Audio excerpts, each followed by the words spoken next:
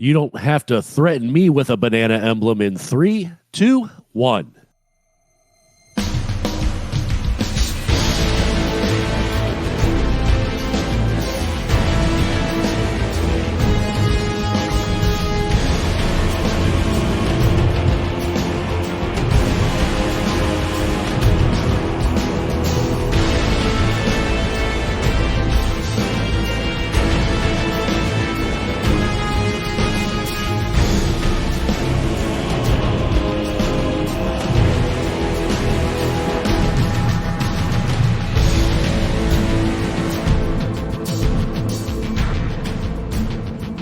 Hello, everyone, and thanks for tuning in to episode 241 of the Guardian Hub podcast, where we talk about Destiny and Season of the Wish.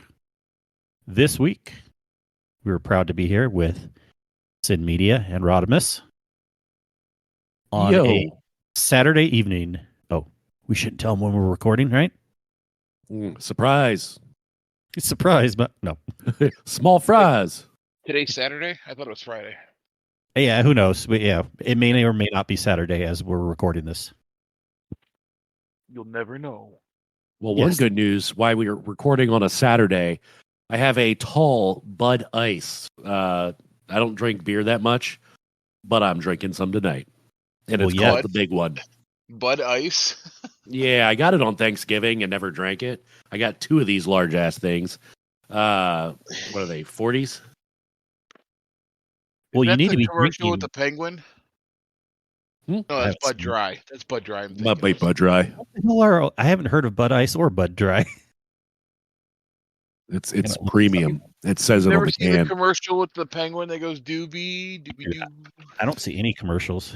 No, I don't watch commercials either. And all I thought about was Chili Willy the penguin when you said penguin. What is this Bud Ice? I will find a video for you. Give me a minute. Ghetto. I'll find it. Talk amongst yourselves while we Google it on your behalf.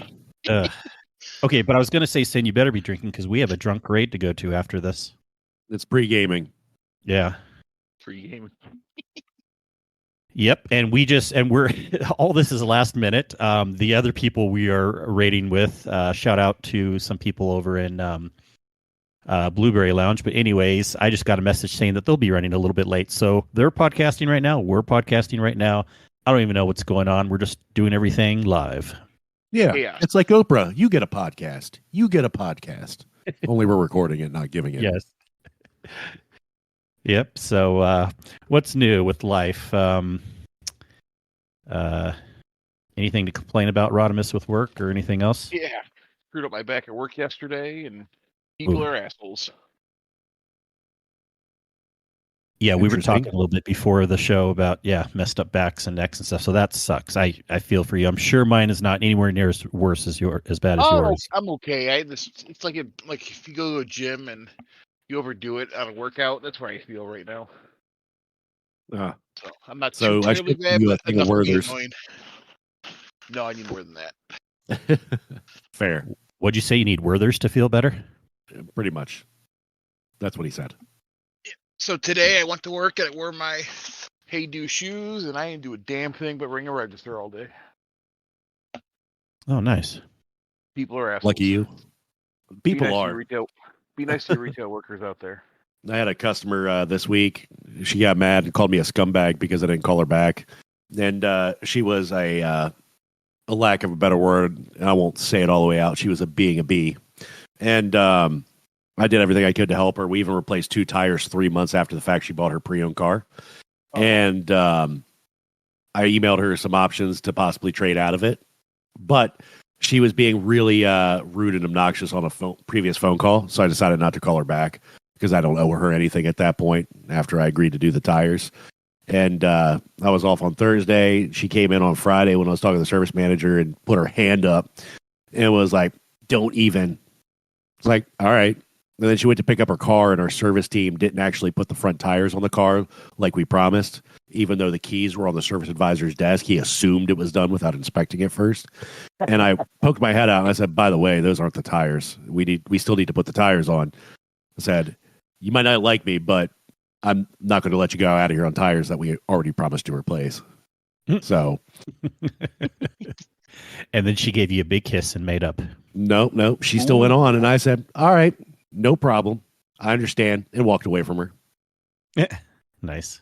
I had a customer today call and was immediately on the phone, just dropped an F-bomb, so I hung up on him. I'm like, nope, not dealing with you today. He called back and he started swearing again. I hung up on him again. He's like, I want to talk to the manager. I'm like, you are talking to the manager, but I will not be sworn at today. Yeah. I understand. Man. It's like all these Karens in the world think that being an a-hole is going to get them what they want, and that's not how that really works. We're all human beings, so don't even. I wouldn't even give. Are lucky that we can't, like, literally. Not them saying that I would do this. Don't take me wrong, but literally punch some people in the throat. Oh, I would love to. If I could have a punch people in the throat day and I could get away with it at work, I would have. That'd be awesome. Exactly. Sin, I wouldn't even give them that much credit, thinking they can get away with it for being mean. I know some people in my family, they're just mean because they're stupid. Like, they can't help it. Like, it's just, it's annoying. Well, part of it's the way you're raised and stuff. And I just think that, like, a lot of things, they want stuff for free. And, like, as a supervisor, I'm allowed to do certain things for you that I don't have to get approval on. And if you're nice to me, I'll give you what I think is fair for a failed delivery attempt or for your inconvenience. But if you're being an asshole, you're not getting as much as I was going to give you to begin with. So they're not that smart. They would, if they were smarter, they'd realize if they were nicer but direct, then they would actually probably get a better result. Like, trust me, I'm a consumer too. I understand things mess up. You're not getting what you expected, but you don't have to be an asshole about it. I'll take care of you at the end of the day. It sucks. Maybe. They just can't help it sometimes, and you do have to just walk away, like you said. That sucks. You guys have so many experiences with that. I've only had one I can think of in my work. Some guy just chewing me out on the phone for, like, he told me to, like, erase this partition of Windows that was on his Mac. I'm like, okay, if we erase it, all the stuff in Windows is gone. Like, yeah, let's do it. I do that, and then like a day later, he starts chewing me out because his wife's data from the Windows partition was gone. I'm like, well, I told you that. I said that several times. He's like chewing me out, and he's like, oh, I'm going to sue you and stuff. And I'm just like cool as a cucumber because I know that. I'm like, no, there's precedence here. Us IT guys have protection from this, especially if we have a report back saying we're okay to delete this stuff. And he keeps chewing me out. I'm like, well, I'm not going to listen to this right now. I'm not going to take the yelling at, so I'll talk to you later. And didn't like immediately hang up, but I said, so I'm going to go now. And then I hung up. So do you record your conversations on the phone? No, not always. Okay. But I can, because Utah's a one-party consent state. But also I got approval from him in an email and stuff. But anyways, yeah, I don't want to record, though, because that's kind of nasty to do, even though it would technically be legal. I mean, it's not really nasty to do, but if you like, you're just so you know, you're being recorded for training purposes. I don't want to say that in front of every single phone call or have an automated thing. That annoys me when I call into the call centers and they say that. But right. Not that I'm worried. Nor do you want to have the data and store it or have to pay for storage. I'm just more personable, but I haven't had to worry. I mean, and I have liability insurance. I have $2 million liability insurance. It's super cheap to get because it's in the IT world. It's hardly anything can get blamed on IT guys. It's only like $300 a quarter, so like $100 a month or something like that. But no, it's less than that, $150 a quarter. Yeah, but anyways, so even if they did try to sue me, and then it's like, send it to my insurance, dude. Just shut up. Don't talk to me. We have an IT guy that comes in to work once a week to make sure all of our stuff's going, and something's broken. And I said, "Oh, just turn it off, turn it on. It's IT 101." So there's so much truth to that in a way. I mean, I feel bad. It's not always the case, but the problem is that it's often the case on certain things. Like if something's acting glitchy, you do want to turn it off and turn it back on. And there's still so many times where, like, on my reporting software, I can get in and see real quick, oh, I don't even have to really like ask them. I'm like, well, I see you haven't restarted for 26 days. Let's do that first. I'm going to say a lot of the computers that are at work never shut off. So if their update goes wrong or whatever. Yeah. Yep. Wow. I vote for punching in the throat. Problem solved. And the other thing too, before we get back into Destiny, at my work we're transitioning from a DOS-based system to a Windows-based system. So it's about time y'all did something. Yeah, well. Wow. Wants to back to DOS because there's less problems. Yeah. That because it's a system that hasn't been updated in 35 years, and it's it's just is what it is at that point. Yeah, yeah. May not be as functional, but it works for how it works. Well, Destiny, we wanted to have this may be a shorter podcast. We don't know. We'll see as we go on the fly here. But we have the dungeon, Warlords Ruin, to talk about, which came out the day after recording our last podcast. And so we wanted to have it for this week and give our impressions and what we like about it. And if anyone has any cool weapons from it that they want to talk about. Now, we've all run it, right? Cool yeah, I ran it. Just once never ran it. No, I know you have at least once. I ran it twice. Twice, okay. Once with you and who else ran it with us the first time? It wasn't Muffin, but we came back and ran with Muffin afterwards, I believe. Gosh, I don't even hardly remember this now. I mean, you think there was just three of us, I would have a better memory, but same, right? That's why I'm really. Yeah, I do remember running it with you, I think, but that was with Muffin also. And you said you did it twice. Was it that where it was right there, or was it a different day? I don't know if it was the same day or a different day. It was once with Muffin and once with, well, both were with you, I think. Anyways, it doesn't matter. We're just it doesn't matter. I ran it a couple times. All right. Impressions on the dungeon. In the community, a lot of people are saying they're liking it a lot. What do you two think of the dungeon and maybe intro compared to other ones? So far, what we're thinking. Say it's probably one of the top ones that I like the most so far. It's very, very not very mechanic driven, but the mechanics are in there are easy enough to learn. But I will just say fuck those scorn at the end, just for the record. Yeah. I know what you're talking about. Yeah. But no, I like the dungeon. I want to get more in there. I just got to get time. Well, yeah, I mean, what you're saying, and yeah, mechanics are not too crazy, but I feel what you're saying, but they're good enough.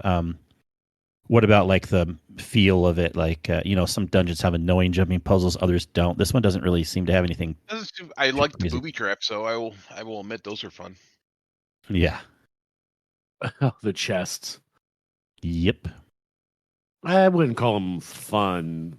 Not even the chest, the ground classes at your feet, too. Oh, yeah, I know. You're talking about the little spikes. Mm-hmm. Or the cliffs. But nothing about it is too, like, ball busting. Like, other dungeons can potentially... A lot of people don't like the sparrow part in the other dungeon or whatever, but generally, I feel like this one people have good impressions of. Yeah, I like the sparrow part in that dungeon if it wasn't timed, right? Mm-hmm. I think it would be better if they took the timer away from it. Yeah. Overall, it is a good dungeon, though. I enjoyed it. I think it's short enough. Boss has got a lot of damage. I don't know how it compares to the last one, but I think this one's probably a little bit more forgiving when it comes to damage cycles. It is and it isn't, but the thing about it is it's variable, so it keeps people interesting. Like there's times where if you don't hit all the circles on the last encounter, the damage phase can be very short and you're not seeing the bar go down very much. But then once you hit a certain point, you move to the next arena. There's 3 main arenas, and then at the top, there's 3 more bonus platforms you can jump on, which I call the catch-up DPS phase, and you don't even have to do the mechanic, and there you can chunk them down a lot. So I think that was brilliant that they built that in, that even if you're kind of like hitting your head against the wall, you're like, oh no, is this going to take 10 phases?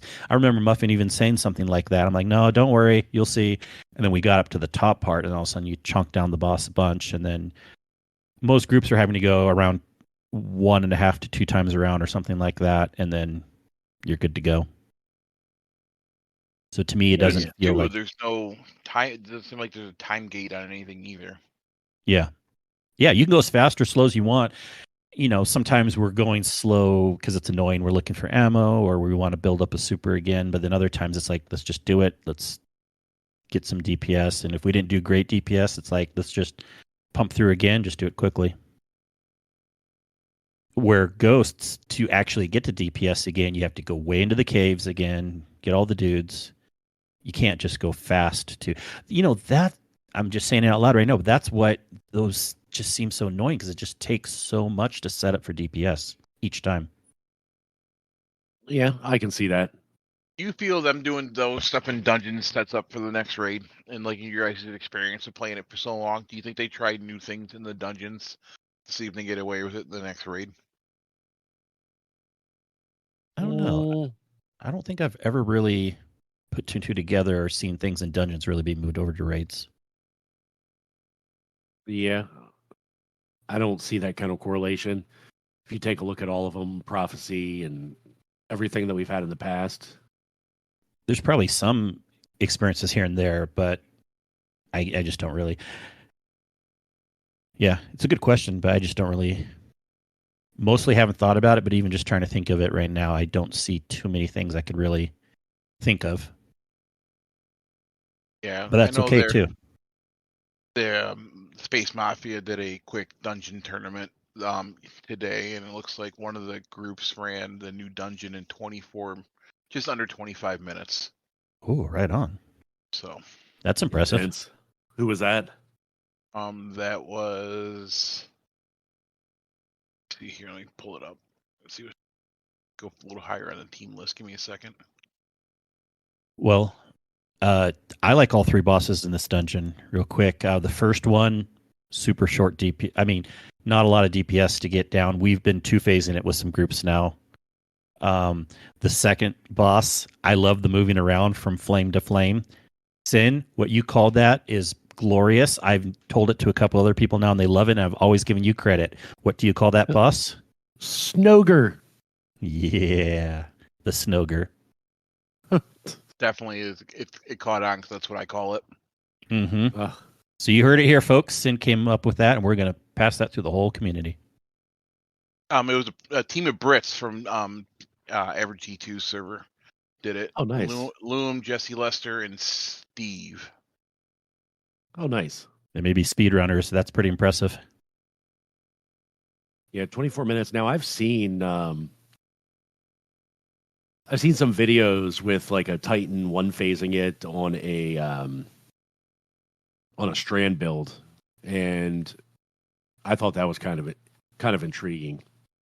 They ran Grass of Avarice in 19 minutes and 35 seconds, and they ran Spire the Watcher in 17 minutes and 25 seconds. Jeez, that is intense. Mm-hmm. I wonder how they're getting. They must have definitely gotten their practice in on that one. They streamed them, so you can go back if you go back and look. They have them on streams. Make sure no out of bounds or anything. Yeah.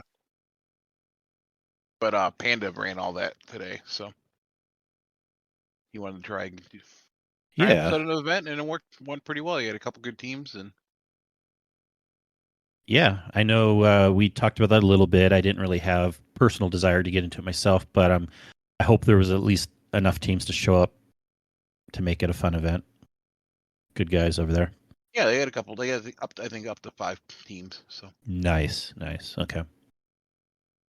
But this dungeon, also running through it, because the last several dungeons I've been like, this is fine, but I'm going to get really annoyed of playing it quickly. And this dungeon, I'm still kind of just rolling with the punches and enjoying it.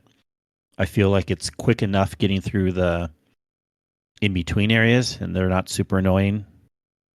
And all the encounters are fun, easy enough to explain. Last night, we were running a Callus run for Kato, and Bill, me and Kato were running it. And Bill and I were just having fun off on our side together, and then purposely making Kato do more work. And me and him, because you know how like it's kind of awkward though. A lot of this dungeon, except for the first encounter, kind of has like a 2 sides. Where the yellow bar scorns show up, a left and a right side, just kind of split it up, right? But there's 3 people. So as I've been explaining to people, I'm like, well, we need at least one person on each side, and then the other person can float or help whoever they feel like needs it. But like, me and Belle were just purposely egging on Kato. We're like, because Kato like died once. We're like, we're not having any problems over here. We're not dying. And me and Belle are just like, look how fast our yellow bar is going down, because we're both, of course, shooting him the second he spawns in and hitting him with like heavy and just laughing and like. We're like, Kato, your circle's not done yet. Our circle's done. Poor Kato. What's funny on that, though, I don't know if you know, but he ran the dungeon before that and got the exotic. But he was swearing up a storm because things were not going right for them in the final boss. They kept dying. So he was more frustrated after that. So, yeah. Yeah, this dungeon, I know some people were kind of frustrated with the final encounter at times. I always saw the final encounter, even when we were first learning it. I'm like, I like this. Even when I didn't even fully understand all the punching back and forth. Like, it's a game of tag. They can punch you back or hit you back at like 2 seconds on the clock and then you'll die. Frustrating things like that were happening, but I still was enjoying working through it. But I know even like Pandit first and Kato have had frustrations with it at times, but like I think once you kind of, those frustrations aren't enough to like, they're more just like it going smoothly or learning certain things. But I think everyone's still generally pretty up on it and like it. And the catalyst stuff is fun. You have the weapon? No, but there's a quest you have to do to get the catalyst also. So if you do the quest ahead of time, you're already set up for it. I don't know if you have to do the extra boss again afterwards. I'm hoping not. But this quest that everyone gets at the end, it is the quest of what you have to do to also get the catalyst. So like, let's say you got the weapon on your first run. Well, you can't get the catalyst until you finish this quest, and then there's an extra boss, and then you get the catalyst. So you have to do the quest no matter what. And I finally got to the last step just right after Kato did, but it still counted for me because I got my last 5% of Dark Ether in the dungeon. And then you go to the end, the little Tolan orb at the bottom of the spiral staircase you go up at the very end, and it takes you into this extra room, and there's an extra boss, kind of like they used to have in some of the other dungeons, like the one on the moon, you know?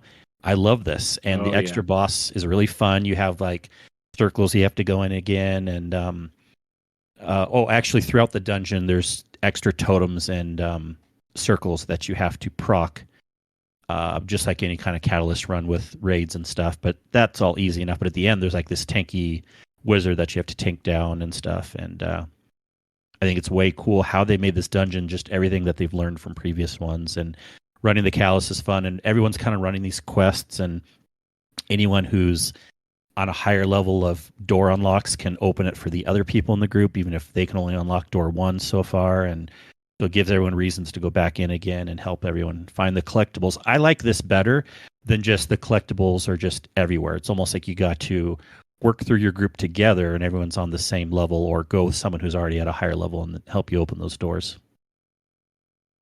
Yeah, I think it's good so far, but I don't have it finished. I haven't played nearly as much as I should have. But don't worry about it. And honestly, the Exotic 2 is what I hear. It's similar-ish to the legendary rocket sidearm, but not that much better. And because it's going to be an exotic slots are always sought after. So people aren't even sure if this one's like super great to go for. You know, of course, everyone wants it. I want it eventually. But the rocket sidearm, the legendary, whew, I am in love with this weapon. To me, it's really the only good weapon, super good weapon in the dungeon. Anyone play with it besides me? I have not played with the sidearm, but I'm not a big sidearm fan. I'm enjoying the new trace rifle from the season, though. Well, where I knew... Yeah, that one is good too. That one is good too for the season. But in the dungeon, the second I knew it was different is because it's special ammo. So at first you're like, well, why the hell would you want a sidearm to be special ammo? But just don't think of it as a sidearm. It kind of looks smallish like a sidearm, but it's more powerful than a hand cannon. It's like fusion level powerful. But it's even better than a fusion. What's that? It's Forerunner with a rocket. It's better than Forerunner, and it's not an exotic. And it can go super far range, at least hand cannon distance. And it has tons of special ammo. It's not a small mag. It's like tons of ammo. So I'm not running out quickly by any means. You can like 2-tap to 3-tap mini yellow bars. Every single red bar is insta 1-tap, even tanky ones. You can even body shot them and they're dead. This is better than a hand cannon. And it's like having a fusion with more ammo. And I have beacon rounds and volt shot. So with beacon rounds, it has kind of some mini tracking once you get a precision shot. So I've been shooting ads super far away, and it's tracking and taking them down, and like it's just making my life way easier with this weapon. It's really, really, really powerful.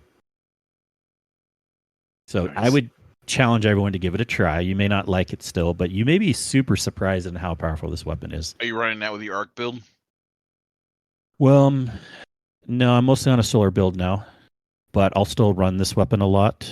Or if I'm doing a DPS, admittedly, I have stopped using it on the last 2 runs because there is a Cartesian coordinate hothead build with solar that I've been running that's really good.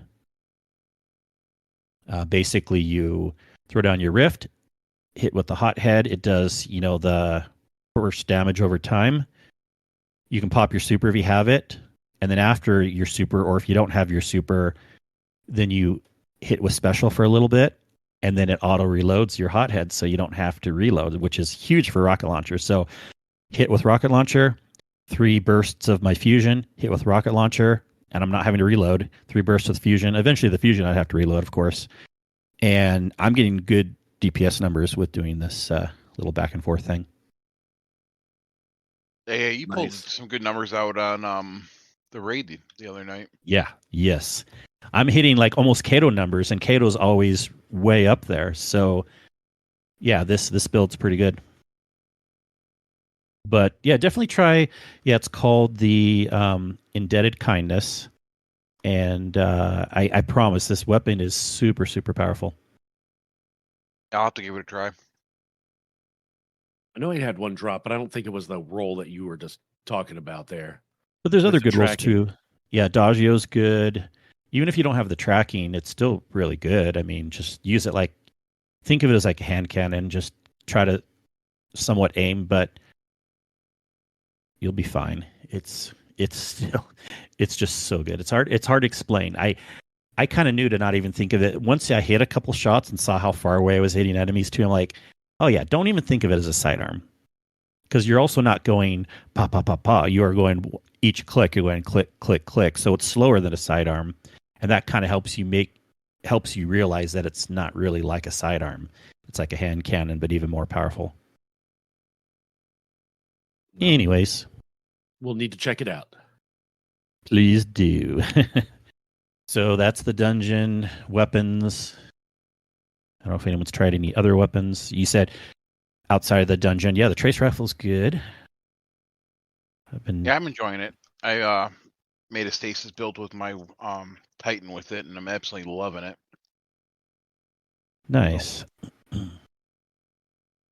It's almost like the infinite solar grenades, both ice with stasis. And I'm kind of having fun with a lot of the different weapons and builds. It seems like there's some fun things to try again. Of course, stasis, solar, and strand somewhat are kind of popular right now because of the artifact stuff. Another reason why I wanted to try the solar one is because Argent Ordnance, well, at least with the hothead, but it would work with any rocket launcher. But you fire a rocket launcher, consumes a stack of armor, but it gives armor charge, but it gives you increased damage. So that's another thing that's kind of helping with the rockets right now.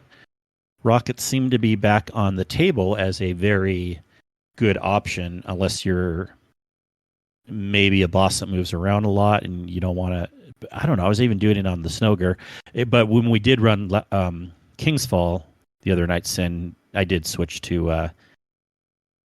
At least me and Kato did. I don't know if anyone else did, but we did switch to Whisper still for Oryx because that's still better than the rockets, for that. Yeah, I did not go the Whisper. It's all good. I mean, other things are fine, but Whisper is such a perfect one to use there because he has a huge crit spawner, and if you have the Catalyst, you never have to reload. It's just boom, boom, boom, boom, boom, boom. I was just looking at some of these mods for the seasonal track. Or not the seasonal track, the artifact. Artifact, yeah. Anything hit your fancy? I think a lot of it's the same thing. The one that you were talking about with the consuming the armor charge with the rocket. Yeah. That's interesting. The solar increased damage with those that are affected by stasis or strand. I think it's called Flint or something like that. Yep. That looked pretty decent. So I was kind of checking those out. Yep. But and another reason, and Revitalizing Blast, causing damage with a solar ability, weakens champions and bosses for a short duration. So also why you want to drop your Rift if you're a Warlock, or maybe your melee if it has the range melee, or even a grenade. Although I've been doing some healing nades lately, but all these things are kind of stacking upon each other for some pretty crazy solar damage right now. Yeah. I need to play more. I need to unlock all of them. All right. What else is new? There was a TWID this week. I skimmed through it. I didn't read a lot of it. I don't know if there was anything that stood out for you, but they're basically a Dawning preview. Here we're getting a new weapon. I believe we are. New Dawning Memento. You got a new glaive coming, which is the Albedo Wing. That can be acquired this from the event challenges, weapon focusing, or the festive engrams. They go over the weapon perks, cold steel, attrition orbs, speaking rounds, Dawning Surprise, origin trait. Now the beanie that they show off here that you can purchase, it's actually kind of cool. Little Dawning emblem on there, little fuzzball on top. The vest is cool, Kingsley said, for the dungeon. So yeah. The what is it? The vest. The vest. There's a vest. There's a vest for the dungeon if you it's that's further down. Yeah. Yeah, okay, yeah, I see that. It's not too bad actually. I could rock that. So reversible. It's reversible, yeah, I'm glad. I think I like the black colored side better, but you can do the other way too. I did want to say on the Dawning event, I've always not liked the Dawning event as much as some other people, but so I always look like, it's much change. I mean, yes, we have the new weapon and blah, blah, blah, Memento, but really the only other thing looks like they changed, but to be fair, I'll mention it, is the way snowballs are spawned. If you eliminate enemies using a Dawning weapon or ability, it'll create a snowball spawn point where the enemy was defeated. Well, that's cool. Yeah, that is cool.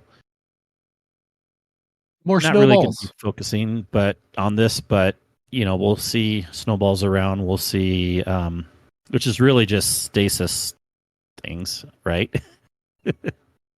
They're like little stasis orbs we pick up, and they can freeze things. Yeah, because now they have all those seasonal titles. I really don't care. I just play them. Yeah. Yep, we have Dawning will be going for a good portion of the month, and then a week from this next reset, don't forget we have the exotic quest. I'm looking forward to some other new content. December 19th. Oh yeah, it's coming quick. It is. There's something else that's coming in December. It's not Destiny related. I found out. I won't get into a side tangent, but a free DLC for Ragnarok. Oh yeah, you posted on our Discord. Thank you. That's good to know. But yeah, Destiny. No distractions. No, there's just. I started playing the new Avatar game yesterday, and it's pretty amazing so far. It is freaking amazing. It's gotten good reviews so far, and let me tell you, I've never seen a game so visually, graphically dense as any other game. Like, like the Avatar world, like when you're in the movies, but like when you first walk out of like the building into like the world, almost like every square inch around you is covered with like vines and trees and colorful things, and it's almost like overwhelming how much stuff there is all around you. but very visually pleasing, very, very cool. The actual gameplay mechanics so far, I think I like. It's definitely different. I mean, there's aspects that are similar to any Ubisoft game, which is nice. I do like that, but some of the ways you jump and then throw grenades are a little bit odd and weird, but the bow weapons you get seem very powerful so far, so I'm happy about that. And I just haven't gone into enough yet to know how great the story will be. But since I already had a Ubisoft subscription anyways, of course I was going to hop into it, and I think it looks like a pretty amazing game. It'll get some good traction. So get the Ubisoft subscription, even if it's for only a month. Download it and play it versus spending $70 to buy it. Yep. I mean, yeah, or some people that haven't bought a lot of games. Yeah, it's as good as a test run. But I could also see people that want to take their time. I mean, I guess you would have to do several months of $15 to get close to 70. Well, to be honest with you, for me, I'll know within the first, we'll say, 6 hours if I'm going to be attached to the game or not. Right. Like with Starfield, I was not interested after 6 hours. Exactly. Yeah, Same. That was a no. Yeah. I don't understand. I knew like I could get into the game, but I would probably have to put in like 20 hours before I got hooked. And I'm like, that's a little annoying for a game to like do that. But pretty much all Ubisoft games I've enjoyed. Well, at least not so much like the shooter games, but I've enjoyed all the Assassin's Creeds, all the Far Cry's, games like this. I want to try their VR Assassin's Creed just to see what it's like. Yeah. So, and there's been times where, like in the like this summer until about October when the new Assassin's Creed came out, but there was a period of time where Ubisoft was a little bit light on releasing new games. And I probably could have canceled my subscription for a couple months, but I just kept it going. But now there's been a lot of games coming out again, and I think the first quarter of next year there's going to finally come out with the pirate ship game, whatever they're calling. And of course, they have a Star Wars game coming out too that they're making. I heard a rumor too, not Ubisoft, but there's a possibility Bungie's laying off more people again. Yes, that was some news this last week. Yeah, let's talk about that for a second.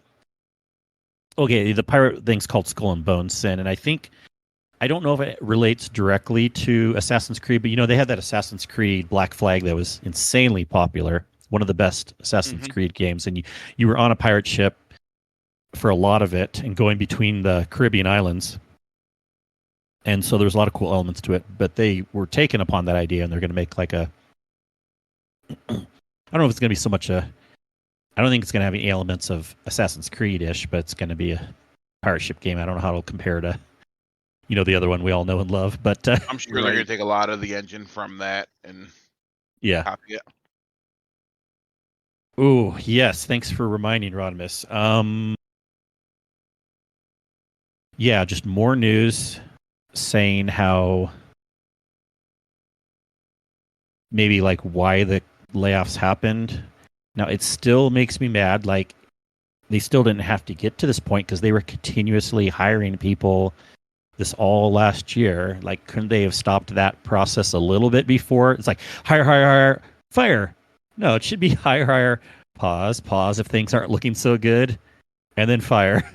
But, anyways. It seems like a lot of companies do that, though. They get super overwhelmed and busy. Yeah. Then they flood the team, so it makes it easier on everybody else. And then when they start doing bad, and it's like, well, I don't need everybody anymore.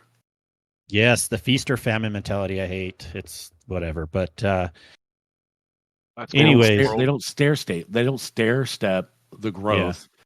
They hire, and then when they realize that it's way too much, and then sales start dipping, everybody struggles because of it. People who've been there forever can't make the money that they want to because now they've had to spend all this money on hiring new talent. And then the money's not there, and then they got to let people go who are newer or not or are underperforming. Yeah. It sounds like you've heard of or had some experience with that or know people that have. Oh, the mortgage business. When I switched over and did that, it was doing really well. Then it tanked. And then a bunch of mortgage companies started laying people off. Yeah, my sister was in the mortgage industry, then she made the switch to HR. Yeah. Well, anyways, this article is saying that I read through it, and it's a little less scary when you read through it compared to like the title and the initial details that are just being posted on X. But basically, it makes it sound like if Final Shape, it's not like the firings may be right away. Maybe they will, but basically reading through the article, it makes it sound like the next round of firings probably wouldn't happen until after Final Shape. And if Final Shape doesn't do well, but if it does do well, then maybe we'll be okay. Is that what you gathered from the article? A little bit. And I also feel they're in a big cash grab right now. If you look at the Eververse store, they got some shaders in there for silver and some of the emotes that definitely you can see they're cash grabbing. Which is cool. I mean, I get that you want to try to raise or gain a little bit of capital for the business. You're a for-profit organization. Yeah. You got to make money. But maybe if they did it a little bit better throughout the time, maybe they wouldn't be in this position, or also not hire so many people so quickly. And also, if there was a clause, and we never actually came out and stated with the articles, but I'm assuming you're talking about the clause that they have to relinquish the company to Sony if they don't hit the revenue targets. I think you're talking about that article, right? Yeah. Good point. That was one of the main points of the title. Yes. Yeah. So if that was the case, that it was shame on them for making it, unless whoever sold off the portion to Bungie just made out like a bandit and basically left everybody to whatever. Look, here's the thing. That's obviously what happened, and that's normal when people sell companies. To me, yes, it's kind of shame on them, but to me, that doesn't even bother me as much as why did they get to a point where they even have to get to that level? Still, it all comes back to this 45% drop. Like, how could they have had such a high number that they missed? We wouldn't even be having these conversations. A lot of people are laying off, but a respectable number is more like 5% of the workforce, or sometimes 8 to 10, but like missing revenue by 45%. Like, who's being unrealistic here? Yeah, I mean, I would almost be curious to see how far it was off from previous. Have you ever missed your car sales by 45%? No, that means we would have to sell half the number of units that we would be expected to sell. That'd be pretty insane if that happened, right? Yeah, normally the difference is maybe 20% on really struggle months, or months that were really struggling, maybe. But we're talking a difference of 20 cars, 20-ish cars is really what it comes down to. So, yeah, 45%'s almost half at that point. That's a huge number. Yeah. And I'm really I'm curious to see how the sales stacked up from previous years. Like, if they share that information, what were they expecting to what they've gotten previously? And I don't get it, because I feel like people aren't noticing the what the issue really is, because it doesn't matter, in my opinion, that people didn't like Lightfall as much, especially later on in the season or the year, because from what I read, all the sales were still good for the initial expansion. So who cares if they didn't like it? It was, the money was already there. Right. Right? Didn't they say like sales were good for Lightfall? So yeah, they had a lot of pre-orders. Yeah. So what is this revenue 45% shortage from then? Like, okay, sales were good, but they needed to be like 20 times better still, or did they were they expecting to get so much more Eververse throughout the year, and maybe that didn't happen? That could be the only feasible possibility there. Maybe. It just doesn't make sense. It really doesn't. But anyways, I don't even know if I would care, if, especially since it's so late in the game, Bungie or Sony taking them over. Okay, whatever. Sony's done okay for the most part with the other game studios, so that's not going to be like a death nail thing for me. But it's just stupid, all the side points. It's stupid that where do they come up with these numbers, and how many people they're having to fire and everything like that. Well, my other question is, do you think they hired Bungie to with that clause so they can get certain people out of Bungie for other projects? Interesting, maybe. Yeah. I mean, I'm sure there are some like big brain business people out there that might have had that forethought. Well, the other thing too, I know everything's delayed, but like Marathon, it's like you hear nothing about it. You figured you'd be trying to hype that up after its failed experiment. Yeah, they can't hype it up much yet because it's so delayed. There's nothing really to say. Yeah, true story. I know. We'll come back to. I mean, December is going to be a hopping month for Destiny. January, a little bit. If people haven't been doing things yet, they can still hop into the dungeon, the exotic quest, whatever, yada yada. You have 177 days. Yeah, don't remind me. February Final was Fantasy 16 DLCs is out. First I'm one. not worried. Yeah, there's other games I'll be hopping into also, but yeah, but so I'm in no real big hurry for this season. I got plenty of time. But for us that create content, like most specifically podcasts, a lot of us do. Hopefully, things won't be too boring. I mean, obviously, we can talk about other games and stuff, and we will, and we have. But you know, the good thing, I work a lot, so I don't play it as much as you fools. So I got plenty of time to spread out this season. I'm on the same boat with you, Sin. Although you probably work more hours than I do, but I don't have much time like I used to. Oh yeah, there's a lot. Yeah, well, I am not complaining at all. There's other games, and I haven't been doing more work, but I've been doing more stuff socially myself. So it's like there was a point where I'd be more sad about,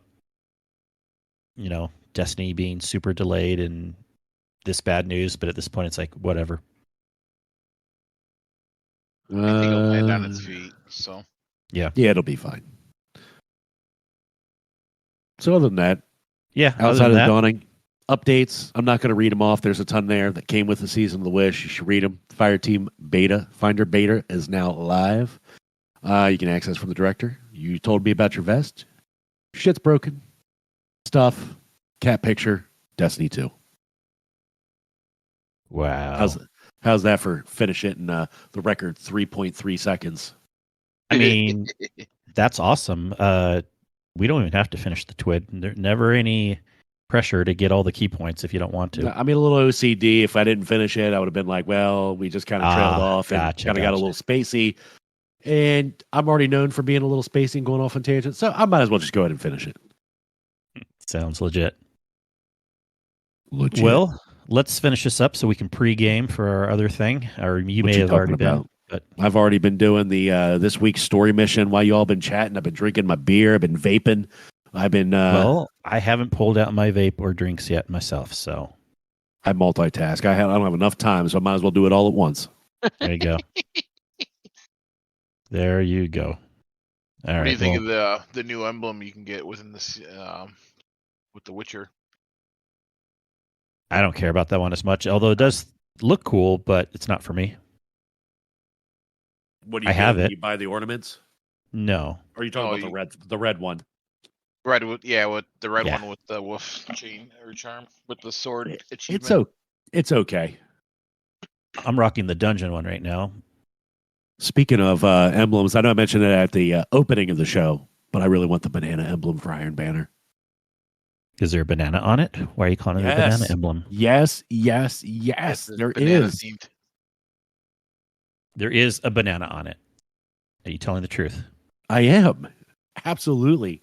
100%. Let's see. I don't see a Iron Banner. Oh, shit. Wait a second. You see it now? Yes. the large version of it in your home screen, past the wolf, there's a bunch of bananas. I see it. You want to play some Iron Banner now, don't you? No. I'm sighing because if anyone knows my opinion, I think it's the most absurd thing calling Iron Banner Iron Banana. But now there's an emblem to prove it.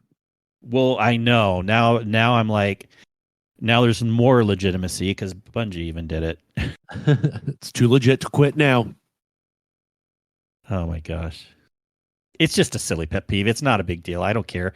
But like, I don't know. I just would never call it that myself. But jeez. So when I was looking at this emblem earlier, I liked it for other aspects. I like the yellow color on the left. I like the picture of the wolf on the right. I did not notice the 4 bananas in that one area until now, Sin. You're welcome. I just ruined it for you. Still a cool emblem, though. No iron banana for Kingsley. So let's Iron talk Banana? about that real quick, too. Iron Banner. Didn't they have a game mode they switched midweek this week? They changed it like several hours in, same day, I feel like, because people were complaining. It was the new game mode and no one liked it. At least all the traditionalists didn't like it. And it's back to regular control. Now, here's the thing. I was actually going to hop in it to check out the new game mode because that was interesting to me. Sure, you can have opinions that it sucks or whatever, but let it last a week. I don't know. This is one of these things where I get it both ways. They want to keep the traditionalists happy, but couldn't they have at least, maybe not the whole season, but couldn't they have at least let it last the week? People don't like change. Now I don't want to hop in it at all. You know? Because I was excited to hop in with the new mode, and I didn't even get a chance. They changed it the same day later that night. I think it comes down to people don't like change, and it's pretty rampant in the society we live in nowadays is that no one ever likes change. They hate it. Like at work, we're getting a whole new front end redesign, and everyone's like, "Oh, I hate it, I hate it, I hate it." And like it's day one, you have to adjust to it, try it out, give it some legitimacy, and try it. I actually like it. Mm-hmm. The only thing I don't like is the placement of our keyboards, but that's just because they're lower than I'm used to. Mm-hmm. Yeah, but you can compartmentalize that isn't related to the system. That's a separate issue. Yeah. Oh, man. Whatever. For those of you that love Iron Banner and just plain old control that's been around forever, there you go. You're happy with your Iron Banner. Yeah, I'm loading into a match now. Banana. Hey, I'll play some Iron Banana if it's the different mode. Let's play banana mode. I'm all down. Can we throw bananas at each other? There you go. Go lean into it, Bungie. Lean into it. Bungie, please. Yes, Bungie, please. I mean, let's have a banana throwing mode for Iron Banner. Yes. Only if they could do like a Donkey Kong crossover. Yes. Donkey Kong can be near the control point, guarding it. We are definitely workshopping this. I like it. Yes. I love it. Some chaos version of, and call it Iron Banana. Like, actually call that in the game, too. Then I'd be fine with that, you know. One other thing in the Eververse, do you see that? I don't know. I thought not the bright dust, but the silver stuff has got more expensive. Yeah, it felt like it was super expensive this time around. Sin, you just started. You started when you should go out and then join me. I want to show you something. I can't leave a banana match. Oh, the roller coaster. Yeah, I bought the roller coaster emote. Oh, I'll come check it out in a minute. I just had to punch somebody in the face. I don't spend tons of money in the store, and sure, this might be coming out. I still haven't looked to see if it's coming out in Bright Dust this season or not, but I don't care. I spent $12 on it. Well, $15 because you can't do just 12, but and I don't regret it. And I was having fun doing roller coaster. Bill was my buddy the other night, but I need you in there too, Sen. All right, fair. It's a multi-person emote. Fair enough. And to be honest with you, I might spend the 800 silver just for the shader package. Yeah, that one I'm considering too. Because they're good shaders. I like the flame one. Mm-hmm. Get the rolling flames through your armor. All right, well, but let's for sure close this up because I do want to do a couple things before we start the raid. So we do want to thank everyone who has joined our Patreon. Just a reminder, you can join that if you haven't yet. And if you want to support us, we just ask for a few bucks a month. It's like $5. Just knowing that you can help support the cost of the show. And you do get a special Discord channel that you can go into. But don't worry if you can't support the show. We're not having top secret conversations in there. We love everyone. It's just really a way to bug us to change our names. So if you do support in the Patreon, pretty much, you have rights to change my name, Sin's name, Dez's name, pretty much all other the people names that agree to it. Change my name too. I don't care. Sure. There you go. Thank you for supporting us, Rodimus. You can change Rodimus's name in our Discord. It costs less than a subscription to only Sins. Yes. Yeah, and it does help. And hey, even if no one supported the Patreon, I would still put the money in for this because I did at the beginning, right? Podcasting was fun for me to get started, but we really do appreciate now that people do that. And I've been able to do some extra premium bot things, which has been nice. And yeah, the community is awesome. So, check that out if you want, but no big deal. You can check out all the information about us at our website. We'll give that at the very end. But, yeah. Sin Rodimus, do you care about talking about where to find you guys otherwise? You can find me here. You can find me in all the Discords crossed. You can find me over mainly at the Space Mafia. Space Mafia. You're legit to quit. Absolutely. I think Panda's talking about if we get 100 members, we're going to do a raid race. So. Woohoo! There you go. Look at this cute little brand new baby Discord, all motivated. 2 years down the road, it'd be like, we don't care. Yeah, it's just it is what it is. Community of friends who enjoy gaming. It's not essentially just a Destiny one. It's yeah, multiple games. I know Muffin's enjoying it because she can go play Sea of Thieves over there. And... Yeah, exactly. Yeah. And you can find me somewhere. Twitter, X _Sin _media, Discord, Iron Banana. That's it. Kingsley, K-N-A-N-A-N-A-S.